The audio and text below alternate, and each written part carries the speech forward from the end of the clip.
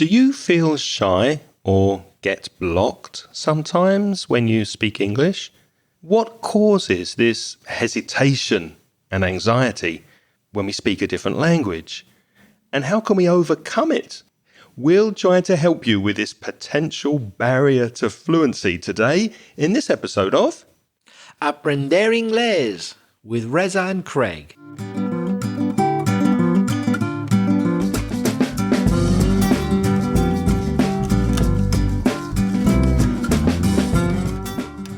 Hello, and if you're a new listener to the podcast, you're very, very welcome. And if you come back to listen again, hello, my name's Craig. And my name's Reza.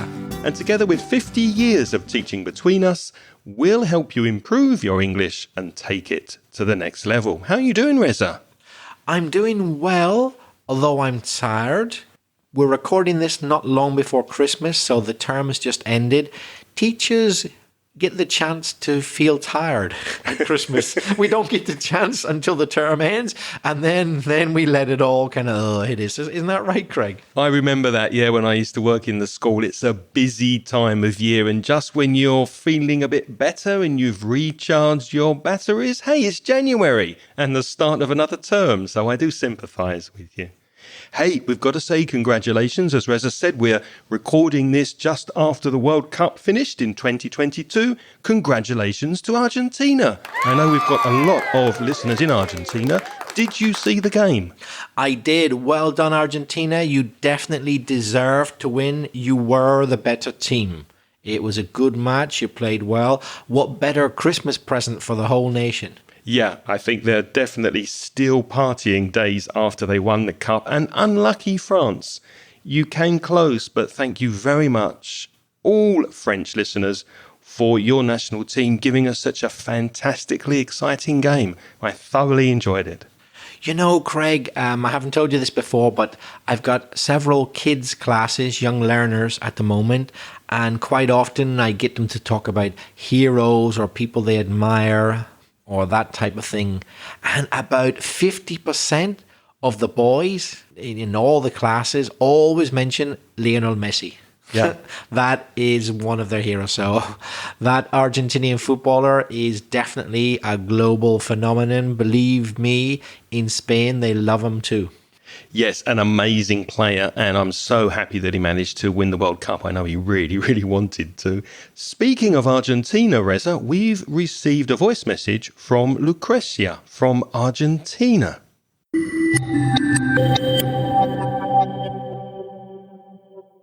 Hello there. Hello, Craig and Reza. It's a must to tell you how useful your podcasts are. It's Lucrecia from Argentina, and I started listening to the podcast last year. Well, I'm attending the English teaching training, so my language teacher advised me to start listening to them. I love the way you express it. There, I can understand almost all what you said, what makes me happy. I realize that I need just to improve my fluency.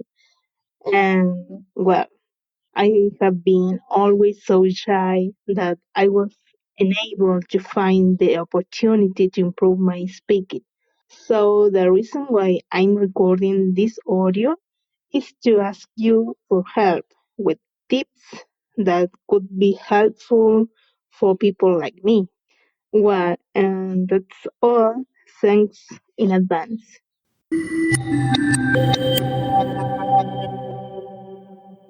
Thank you very, very much. It's really nice to hear from you, Lucrecia. I like the way you began your message. You said it's a must to tell you. Now, must, I'm sure you know, listeners, is a modal verb, and it's very common to use must in sentences like, oh, I must go to the bank, or I must get some more milk, or you must do this, you must do that. But it's unusual and very nice to hear it used as a noun, because if something is a must, you must do it. So congratulations on using that expression, Lucrecia. Any comments, Reza? I thought your message was very clear, Lucrecia, and you may be shy, but you managed to cover the fact very well. Well done. There was just one little thing you said that I would change.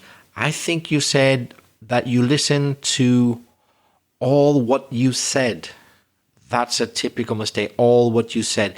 It would be better to say that I listen to everything you said instead of all what. Everything you said is the correct way to do that.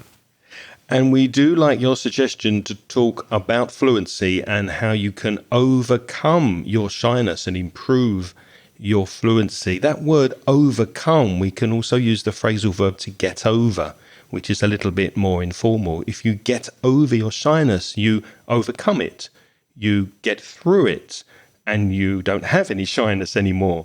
So how can you get over your shyness and improve fluency?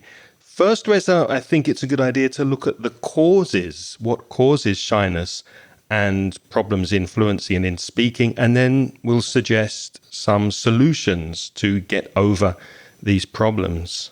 Well, first I should say, Craig, that it's a very common problem. In fact, scientists have shown that 1 in 3, so a third, of foreign language learners do experience some kind of level of anxiety. Anxiety is nervousness, which makes you shy. And it's not surprising because you're speaking a language which isn't yours. So don't worry, Lucretia, you're not alone. There's plenty of other people. So what's causing this shyness, the anxiety, which leads to hesitation?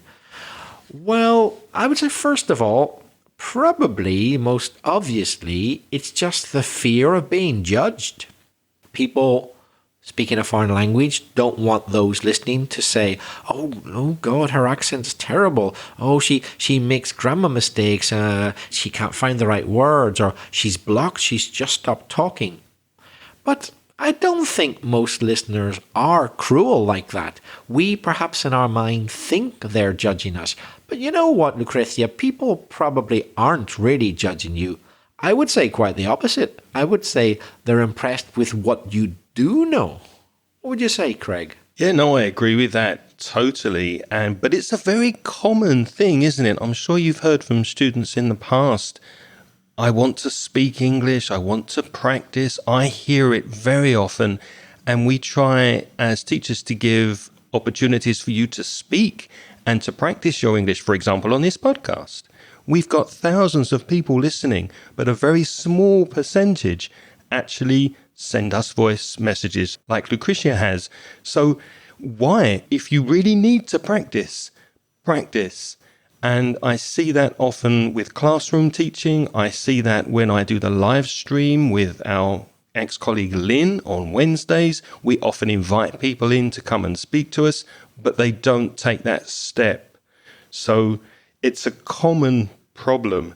And I agree that people do get blocked. They do feel anxiety. And I remember feeling like that when I first started learning Spanish in the beginning. I really didn't want to open my mouth and say anything in Spanish because I didn't have enough language to communicate. So that was my block in the beginning. Has that happened with you in the past, with Spanish or Valenciano? It has. Yeah, I'm studying Valenciano at the moment, and it does happen to me because as a language teacher, I know how many faults I have, and so I get a bit embarrassed by the fact that I'm not progressing as quickly as I should. But the only reason I'm not progressing as quickly as I should is because I don't practice enough. I admit it. So I don't practice what I preach. I tell you guys to practice and you'll get better and you'll become more confident. But I must admit, I haven't been doing it for my language learning, and the result is I'm hesitant and I feel nervous and I'm not progressing as quickly as I could. So what do you think is stopping you? I've just been really, really busy and I haven't found the time. It's not that I think I'm above it, like I don't need to because I'm a teacher. No, I need to. Everybody needs to. I just haven't found the time. But, I see my classmates who have found the time progressing more quickly than me. I admit it. Another cause of not wanting to practice and speak and improve fluency is due to maybe negative past experiences at school. You were in classrooms before when you were young, or maybe you had a bad experience in a language academy and you didn't like the teacher. You felt that you were intimidated. You didn't want to open your mouth and experiment with the language. Maybe somebody laughed at you once for making a mistake and that stuck with you, that stayed with you. So this is almost a trauma of past experiences that prevents you progressing and improving your fluency. I remember at school, Reza, I had a teacher called Mr. Sharma who taught maths. And this was a long time ago. He used to walk behind the students, and if they weren't paying attention, if they weren't doing their exercises, he would hit them on the head with his knuckles. And the knuckles are the bony parts of the hand, and it really, really hurt. You can't do that these days, but he used to hit the students on the head. And I have never liked maths. And sometimes I wonder if this Mr. Sharma had stopped me from absorbing maths and liking the subject to the point where I became good at it. Maybe. I'm sure there's a connection there. I'm sure. And I bet some of you who are older, got a bit more experience from years ago, you probably did have bad language teachers and you found it hard to shake off that experience.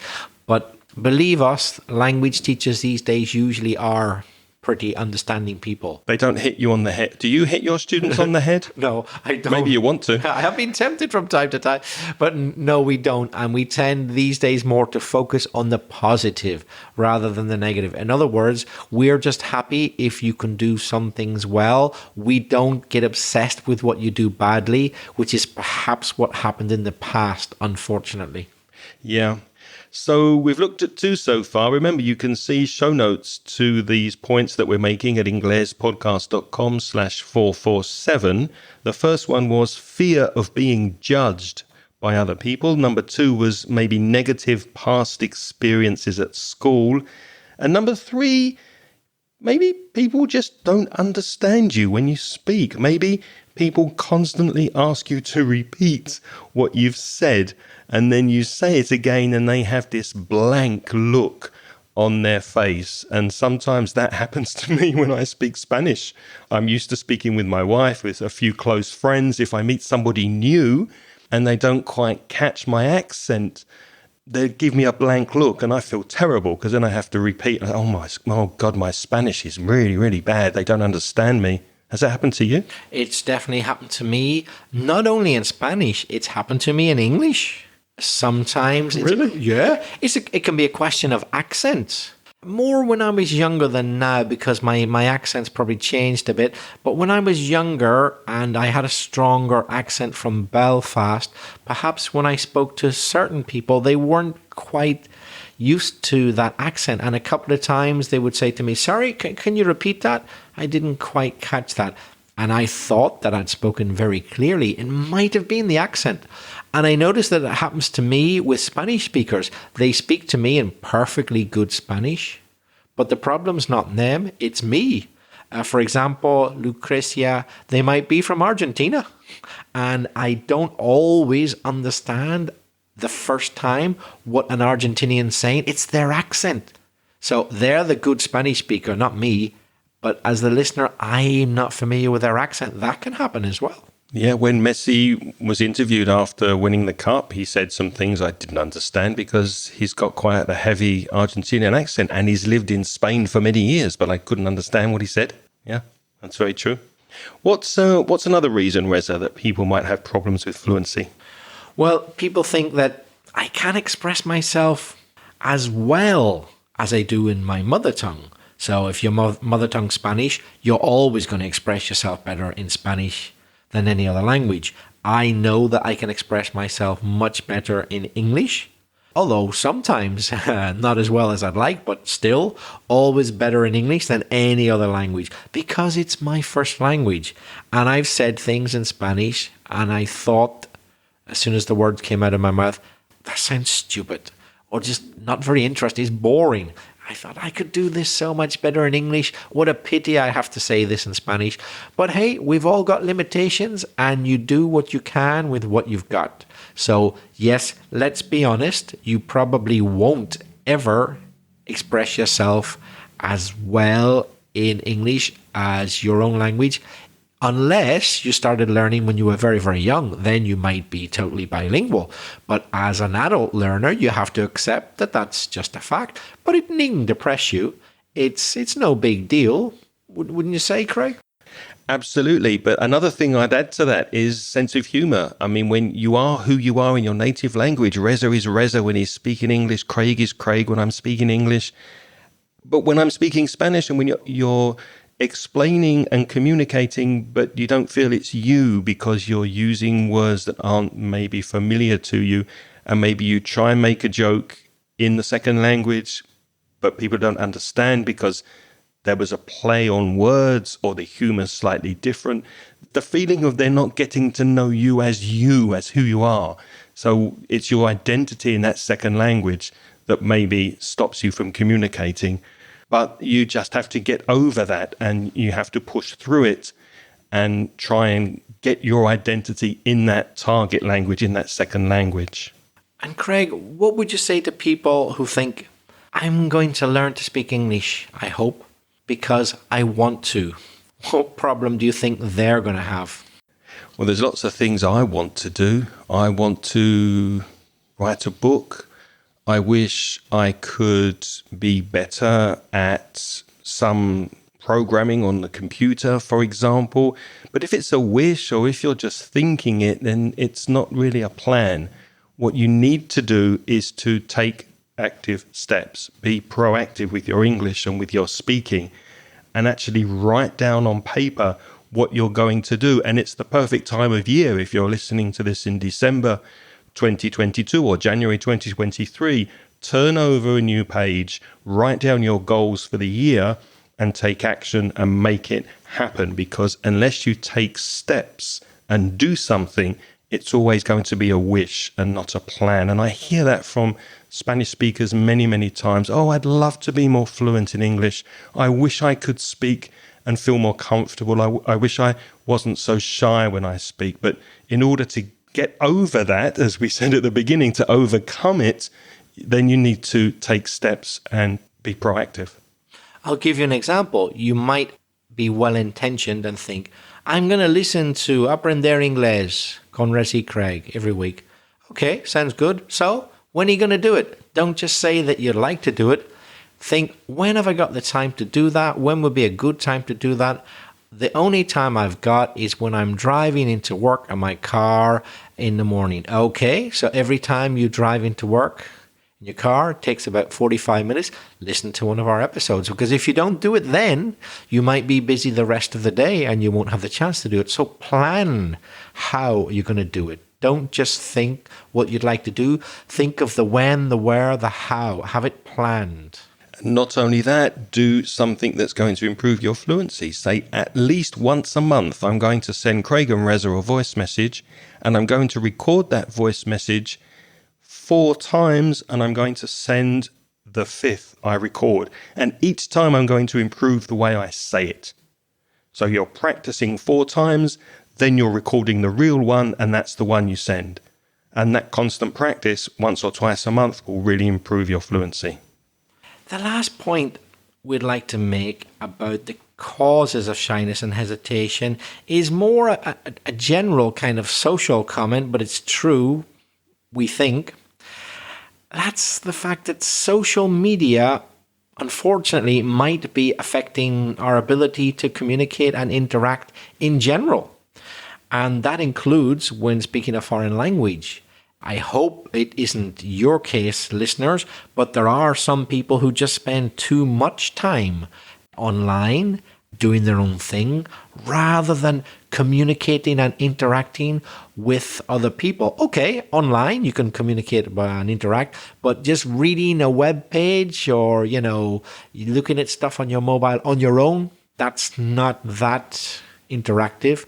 At least try to speak to somebody with a video conference, for example, online if you must.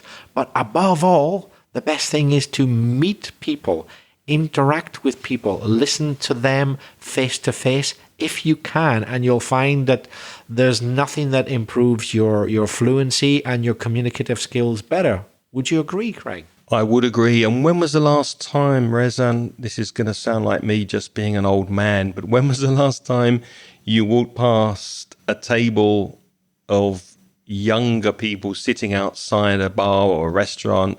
They weren't talking to each other. They were sitting in a group and everyone was looking at their mobile phone, and they may even be sending messages to each other rather than communicating verbally. Is that familiar to you here in Valencia? Yeah, in fact, a couple of years ago, my nieces, who then were about 20 years old, 21, 22, they were in the same room, my living room in Ireland, and they were texting each other.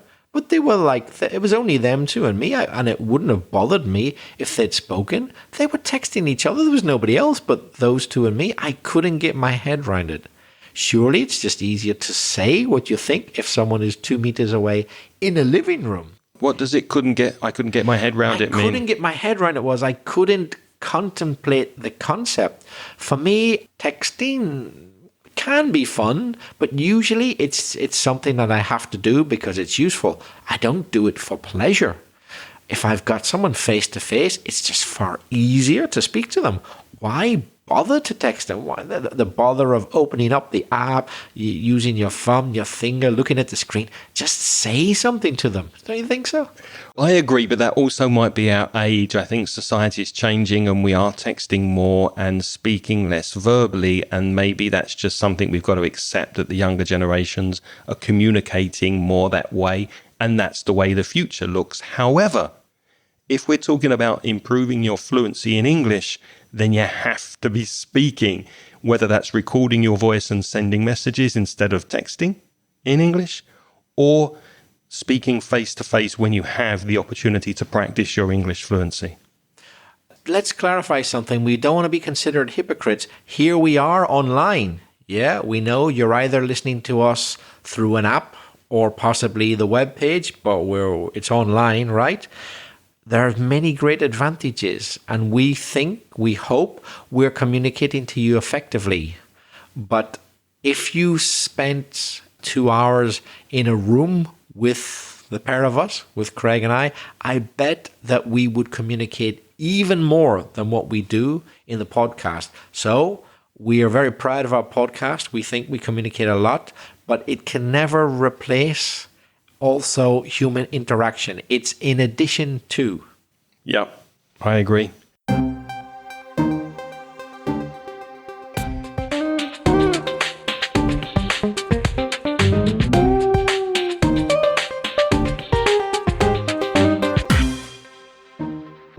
So those are 6 causes that came to our minds. The first one, fear of being judged. Second, negative past experiences at school or at academies, English academies. Maybe people don't understand you when you speak, and that makes you a bit anxious. Number 4, you can't express yourself in your second language, English, as well as you do in your mother tongue. And number 5, you really want to do it, but you haven't made a plan to take action. So wishing that it was true, but not actually doing anything to make it happen. And finally, social media generally affecting our communication, our verbal communication. So now let's look at some solutions, Reza. What can people do actually to take action and improve their fluency? Well, basically, as we've already touched on to touch on something is we've mentioned it in passing, find supportive people and groups to talk with. There are plenty of groups out there, forums, chat groups, all sorts of possibilities of people who either online or face-to-face meet to talk about how they can help each other. In this case, it's learning a language. And to give you an example, you could go to meetup.com. I'll link to that in the show notes at inglespodcast.com/447. Meetup.com is a website where you can find out about local English practice groups that are meeting in your area, and you can go along and practice your English. So you put in the search box where you live and then speak English. And you should get groups if you live in a large area, in an area with a high population. You should get groups of people speaking face to face. Online, well, you could do a language course online with a one-to-one teacher to practice your fluency, or you could join me in my language conversation masterclass, which will be starting again soon.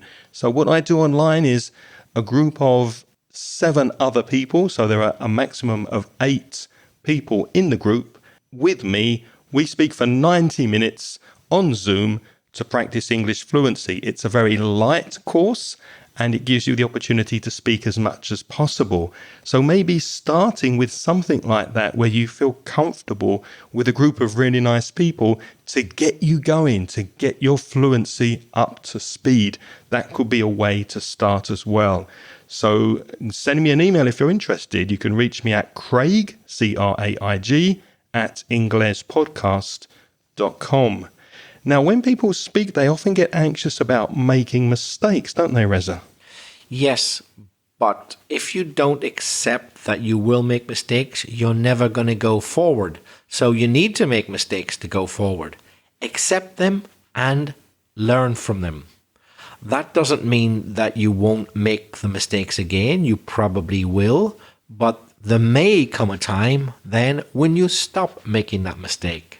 It probably won't be instant, but the time will come if you persevere and practice. So accept your mistakes, but learn from them. And another thing you can do to improve your fluency is to create positive habits and routines around your language learning. What does that mean? Well, we've mentioned one already. You could take out your mobile phone once a day and record your voice. Listen to the recording after you've made a recording and then try to improve it by re-recording what you've said.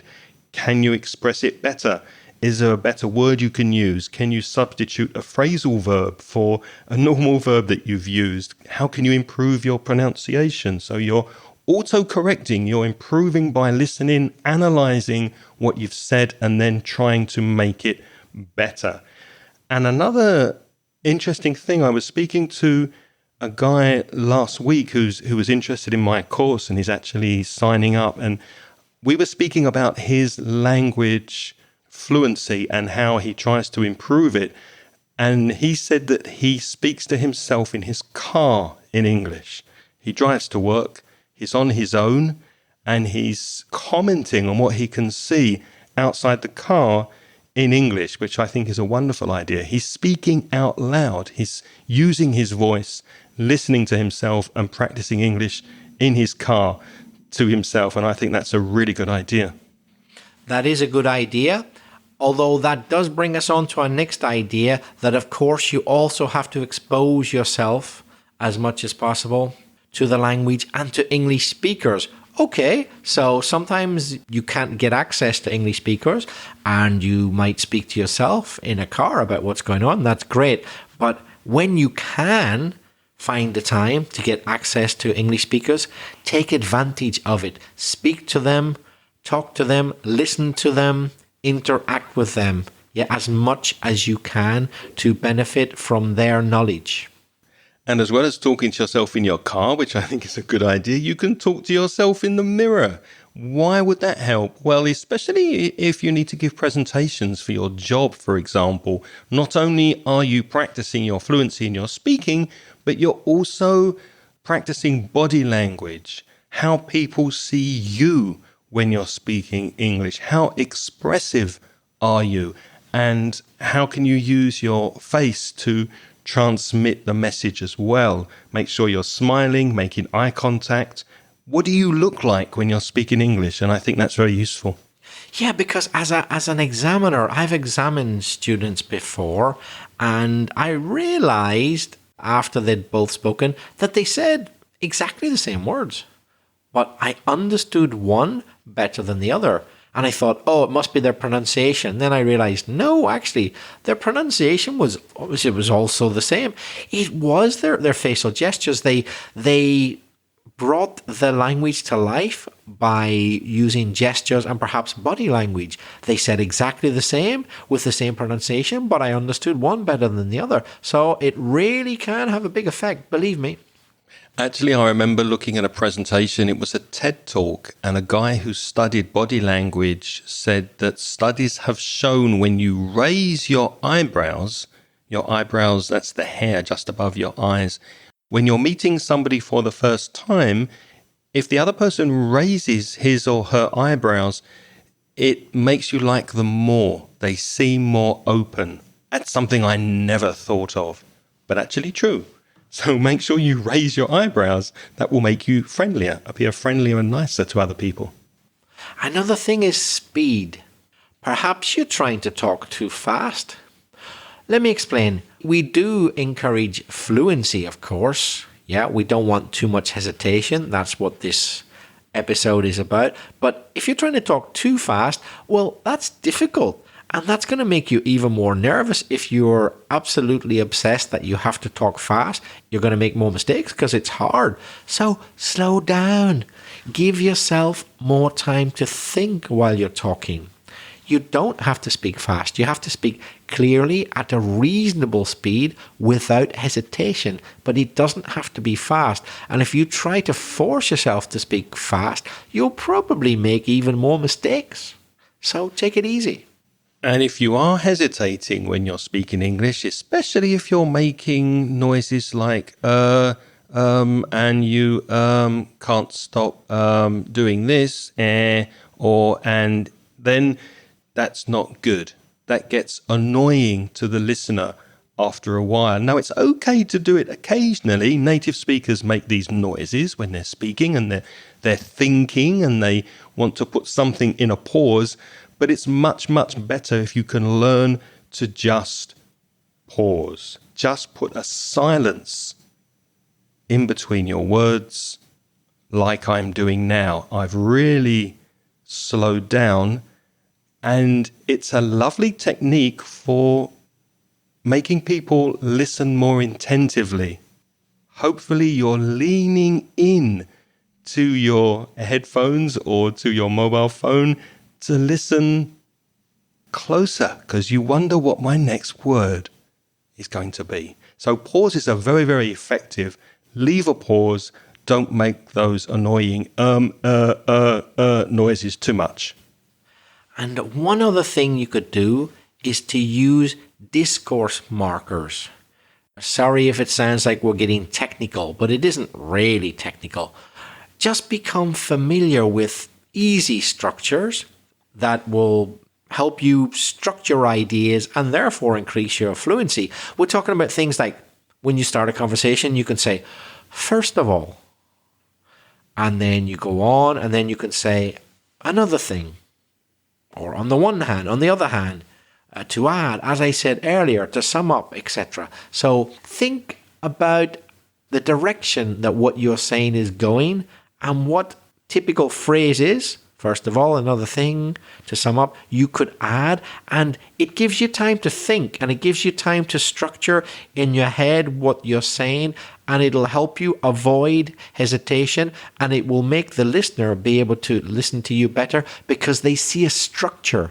They see where you're going with what you're saying, and it's much easier for the listener and for you. So become familiar with these discourse markers, these words which say what you're going to do. So first of all, he's going to say his first thing. Another thing, okay, he's going to add something.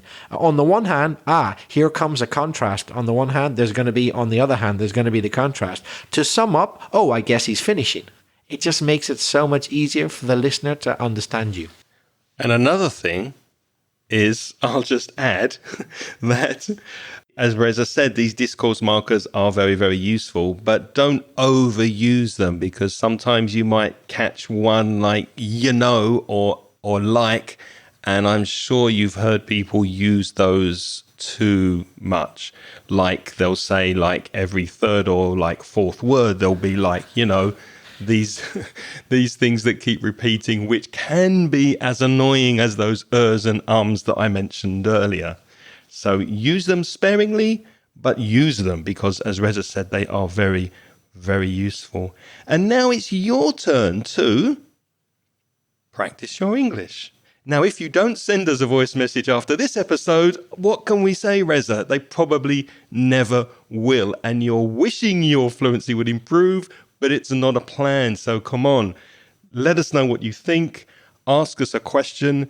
We're at the end of the year now in 2022. What can we do next year to help you improve your English? Do you have any ideas for future episodes? Tell us your name, where you're from, practice your English, and don't necessarily send us the first recording you make. Practice it a few times and then send it. That will help your fluency. If you want to send a voice message to us, there's a link in the show notes to where you can do that. It's speakpipe.com/Inglespodcast. If you must write rather than speak, we prefer you to speak, but if you're not quite beyond your shyness, but hopefully nearly there, I guess you could write to us. Craig, where can people email us? To reach me, I'm at Craig, CRAIG, at inglespodcast.com, and emails to Reza go to belfastreza, REZA, at gmail.com. And we remind you that this podcast is sponsored in part by mansioningles.com. You're welcome to visit the online store. If you would like a paid course to help you with your English, go to store.mansioningles.net. And as always, we'd like to thank those people who help us by supporting the podcast through the Patreon scheme. That's Patreon, Patreon. And if you're interested, what you can do is join the scheme for as little as $1.20 per month. The 20 cents is to cover the VAT tax. And as a way of saying thank you for your donation, we'll give you instant access to recent audio transcriptions. If you're interested, have a look. There's a link in the show notes. As I said, we'd like to say thank you to all the people, but we haven't got time to mention every single name. So we're just going to say thanks to our most recent supporters who've just joined the scheme. Who are they, Craig? They are Yasmin Cagle, Yosemi, Daniel Valencia Gomez, Jose Luis Anselmi, and Honorio Lisboa Neto.